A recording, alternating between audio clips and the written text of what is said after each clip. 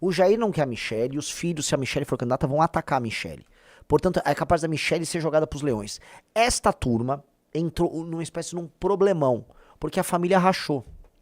Alguém aqui lembra, por favor, de um análise renais que eu havia comentado faz muito tempo. Até fiz um mapa falando, olha, imagina que eles são um império que tá ruindo, eles vão se dividir em vários pequenos feudos, e a gente, o nosso poder relativo era menor do que o deles.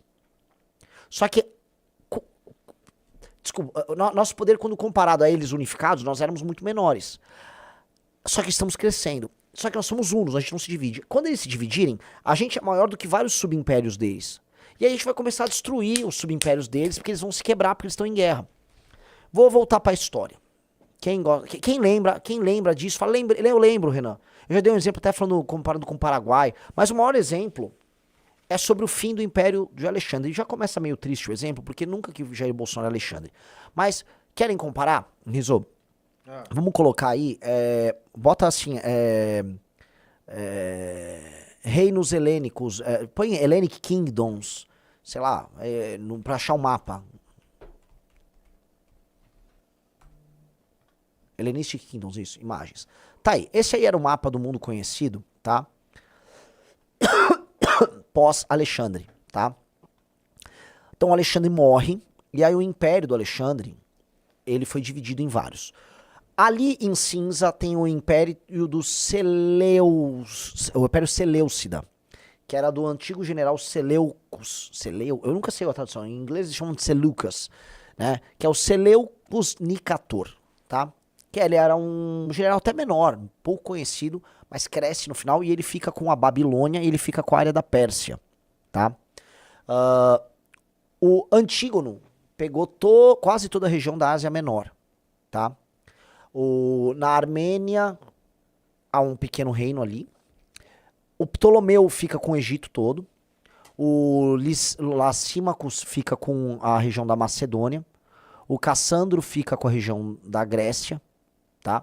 E aí esses caras ficaram com basicamente o império mais poderoso do mundo e rachou, tá? Esse racha no império, imagine o bolsonarismo.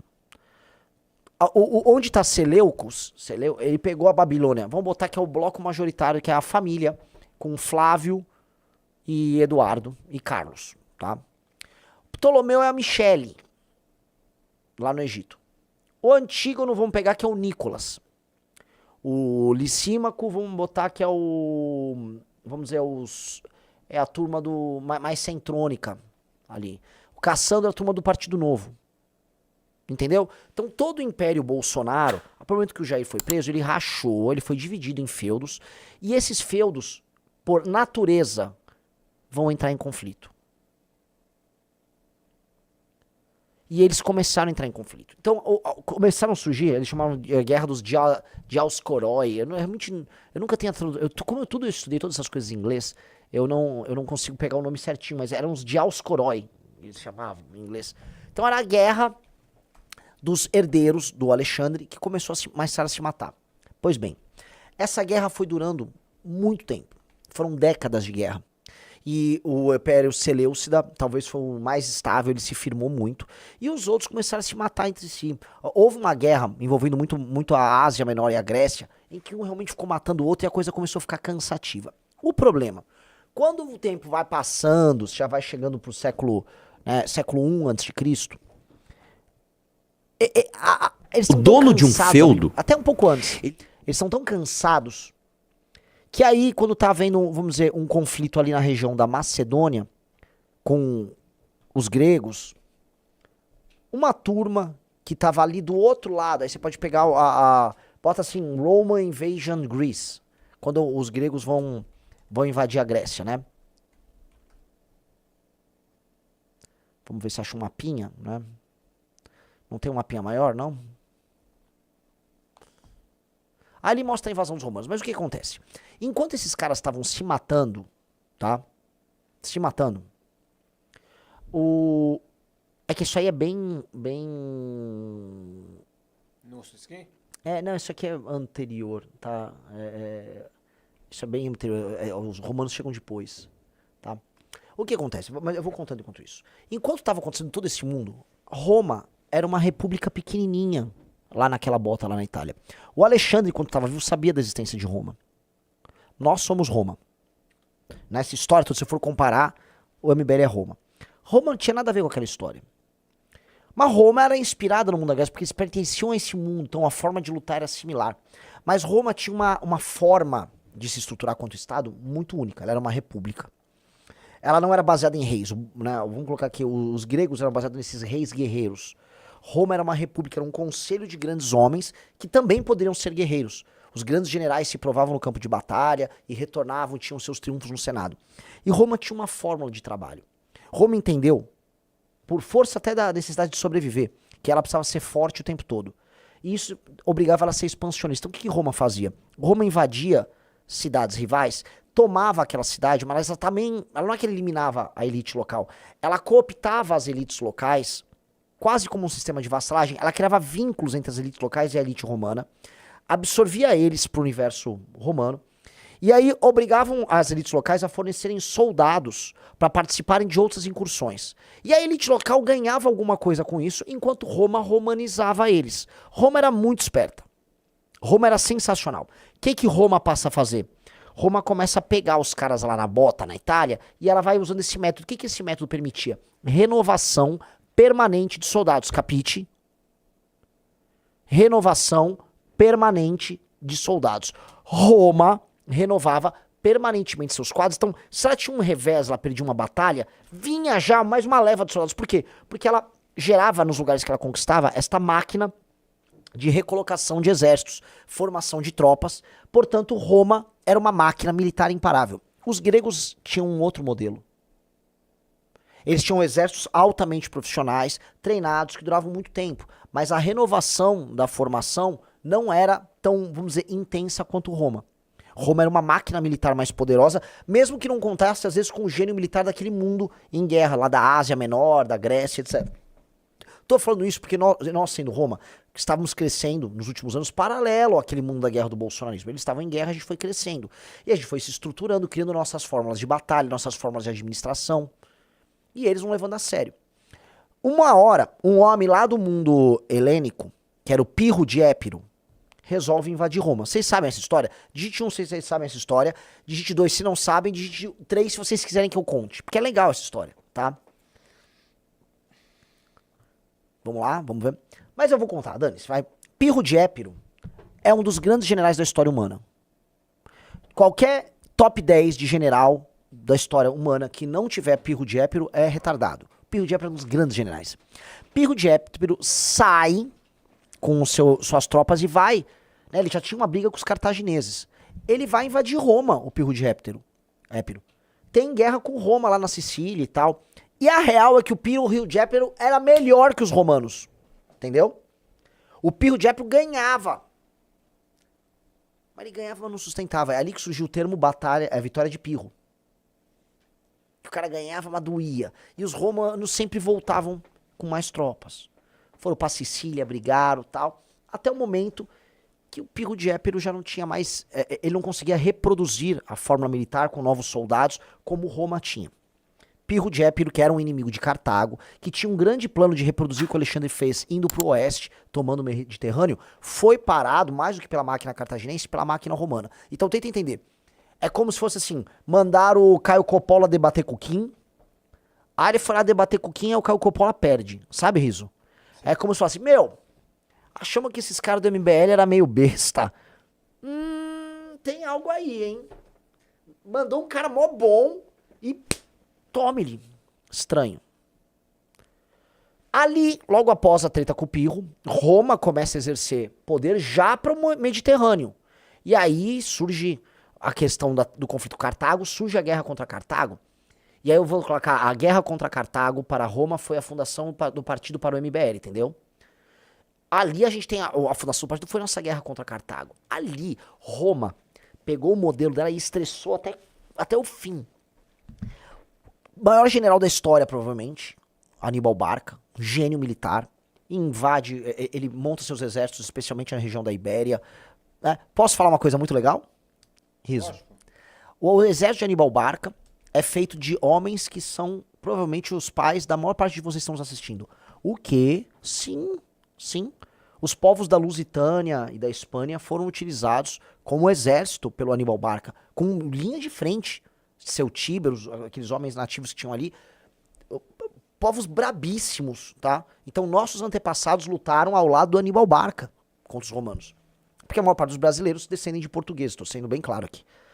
Eles atravessam os Pirineus, atravessam os Alpes, invadem Roma. Roma é quase destruída. Conta com a grande força do maior dos muralhistas romanos à época, que era Alexandre. Fábius Maximus, que cria, o termo socialismo fabiano vem dele, tá? O Fábius Maximus, ele tinha uma estratégia de guerrilha e de contenção, uma estratégia conservadora, até que eles formam um general que vai destruir, tá?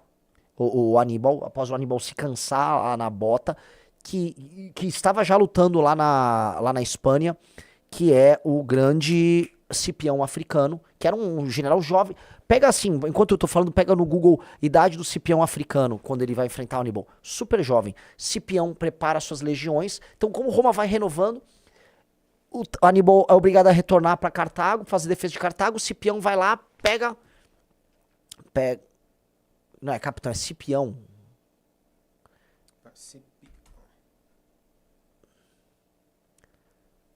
Idade Cipião na batalha de Zama. Na batalha de Canas ele tinha 19 anos. Ele era novinho.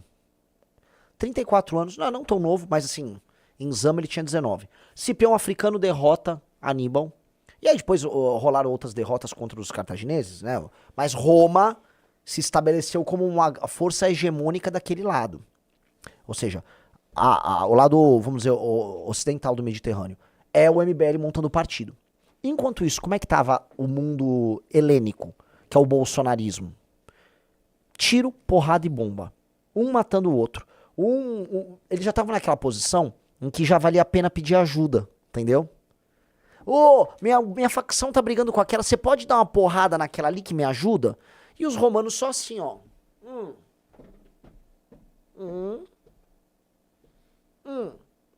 Nem terminou, eu vou falar pra vocês, nem terminou a destruição de Cartago. Riso do céu. Roma já foi arrumar briga lá na Grécia com os impérios helênicos. Se eu não me engano, ele briga com os macedônios. E plum, Roma já invade os macedônios. O que foi isso? A gente já começando a brigar com os primeiros bolsonaristas. Então, estamos derrotando a tropa do Zema ali, pá.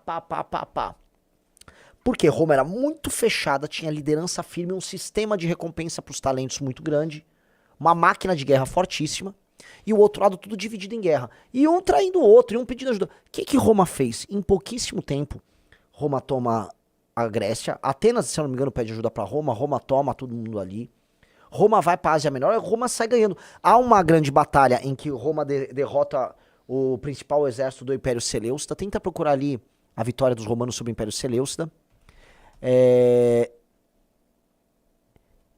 E depois de um certo tempo, Roma submete o Egito dos Ptolomaicos. Onde está o meu ponto? É Seleucida, não é celestial, é Seleucida com S. Não. Calma. Com S. Que Seleucida. Seleucida, esse.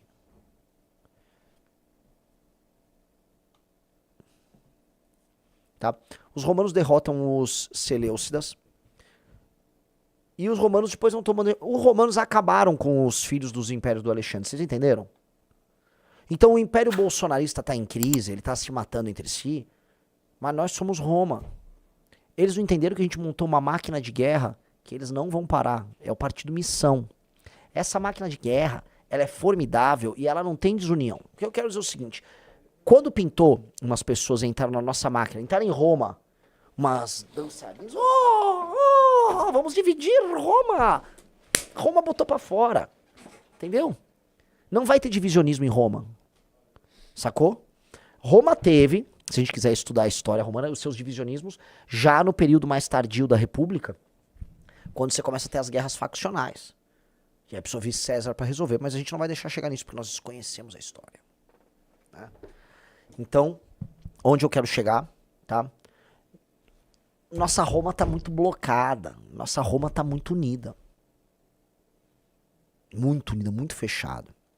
E aí, eles não. Eles não valem nada. Os nossos inimigos não valem nada. Eles são muito mais fracos do que a gente imagina. A gente pode ser menor. Roma era menor. Os grandes exércitos do mundo ainda estavam com o Império Seleucida, com os Ptolomaicos. A forma de lutar ainda era uma forma de lutar muito grega. Mas Roma chegou, irmão. Roma chegou e não dava pra resistir, porque Roma era o futuro. Entendeu? Roma era o futuro. Roma era o império que era o império dos impérios. Roma acaba realizando, em parte, o que Alexandre queria criar. Ok? Então Roma era Roma. E nesta guerra, nós somos Roma. Eles estão ali difundindo espólio, se matando entre eles.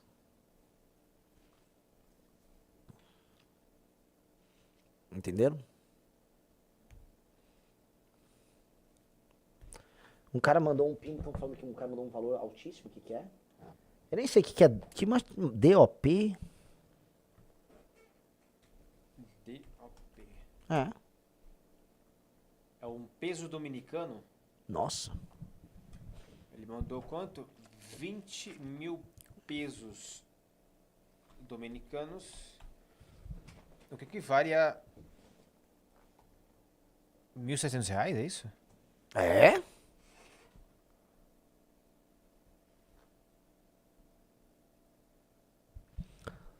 E eles estão enfraquecidos. Nesse instante, tá? O meu concorrente Zema tá aparentemente no Flow News. Tem quantas pessoas?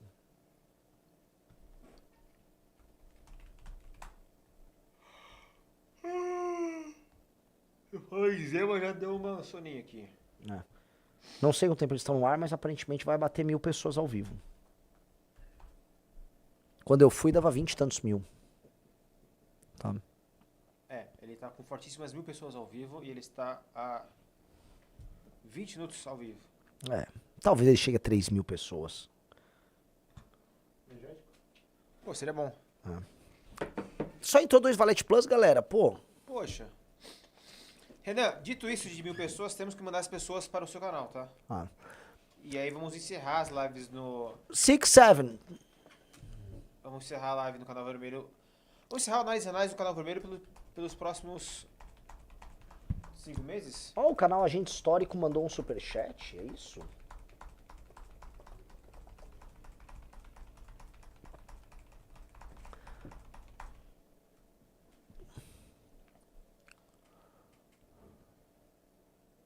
Quanto será que dá esses 20 mil pesos dominicanos? R$1.700. É real? É real. É peso dominicano e é real também. Uau! Cara, palmas pra esse homem. Lívio Cota Pacheco. Vamos ver o superchat dele. Leia agora. Lívio Cota Pacheco mandou 20 mil pesos dominicanos, o que dá a R$1.700. Sou engenheiro de infra e energia. Deixei o Brasil em 2021 para trabalhar no exterior, como muitos profissionais qualificados que perderam a esperança no país. Na época, disse a minha esposa que só voltaríamos com gente séria no governo. Talvez essa hora esteja chegando. Talvez não, com certeza. Chegou a hora. Chegou a hora, amigo. Deixa eu pedir uma coisa. No canal do MBL, a gente tá com 6.4 mil pessoas. Faltam 300 pessoas pra gente bater, sabe o que, né? Isso é a coisa mais retardada que existe. Eu nem sei porque eu tô fazendo isso. É porque eu falei com o marqueteiro, tem que falar de Lux Maxim, falar uma Aura 67. Será que vale a pena eu fazer um Lux Maxim pra eleição?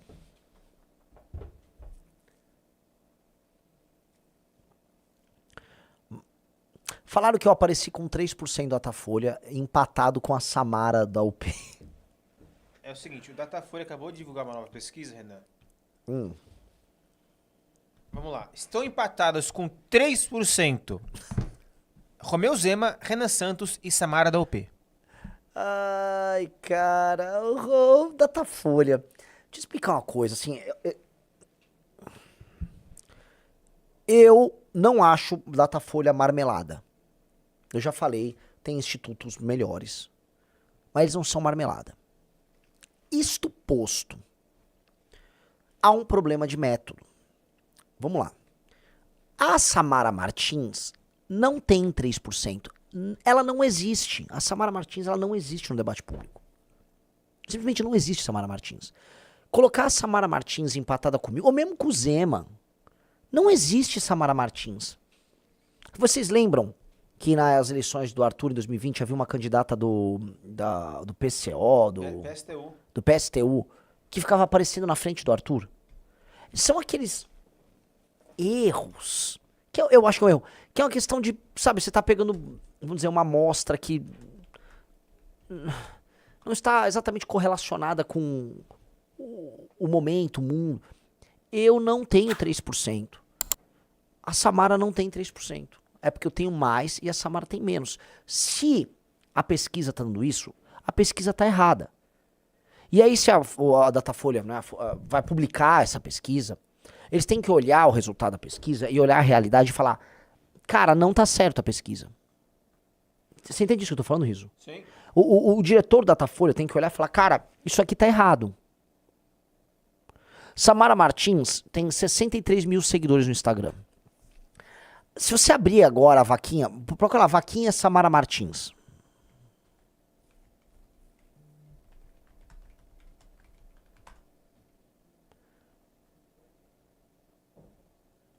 Vamos lá. Olha, ela levantou 13 mil reais, porque tava 500 reais até outro dia. Quanto que eu levantei na vaquinha? Só pra entender.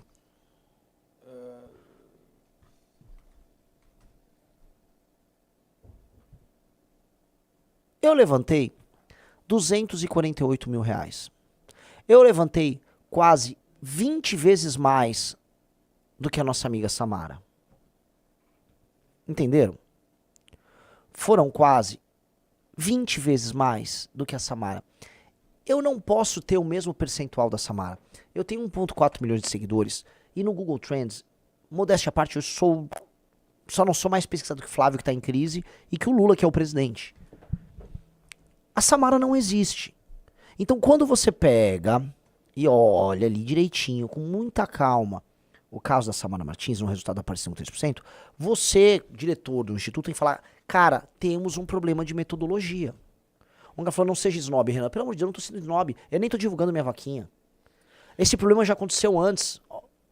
Datafolha de setembro de 2020, Arthur Duval, 2%, Vera Lúcia, 2%. Vocês entendem? A Vera Lúcia do PSTU, ela não tinha 2%. Quando veio a eleição, ela não teve. Ela teve o quê? Acho que foi 5 mil votos. Deixa eu ver.